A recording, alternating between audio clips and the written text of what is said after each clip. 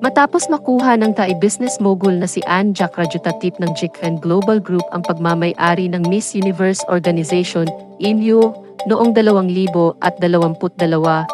ipinahayag niya na ang pageant ay hindi lamang magiging isang beauty competition, kundi isang platform na magcha-champion ng equality at inclusivity. Gayunpaman, mula noon ay nabahiran na ng mga kontrobersya ang samahan, na ang pinakahuling issue ay ang diumanoy leaked video tungkol kay Jack Rajuthatip, isang transgender woman na nagsasabing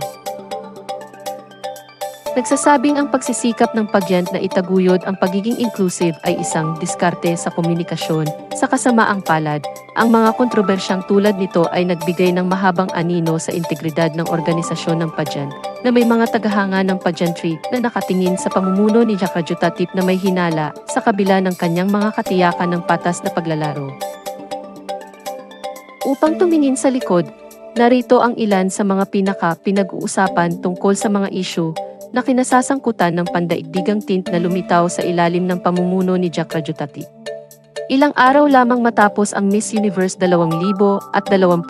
Coronation Night, si Jack Rajuthatip ay inakusahan ng mga tagahanga na rigging ang mga resulta pabor sa noon ay Miss USA Bonnie Gabriel, pati na rin ang pagputol ng mga kandidato na itinuturing na frontrunners mula sa semifinals at final rounds.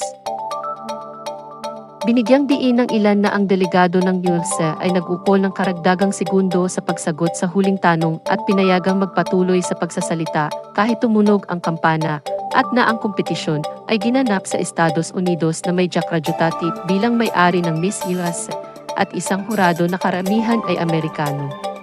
Sa pagtugon sa mga paratang, binigyang diin ni Jack Rajuthatip na ang mga patakaran at mga hukom ay patas at hindi niya kailangang magpeligro sa kanyang sarili sa pamamag. Sinubukan ng grupong Jikhan Global na lutasin ang isang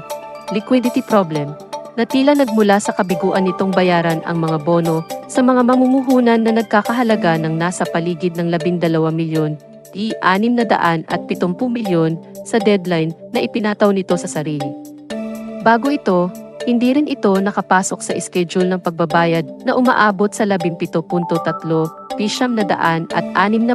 milyon na nagsasabing ang pamamahala ng pinansyal na likido ng kumpanya ay hindi naaayon sa inaasahang mga pagtataya.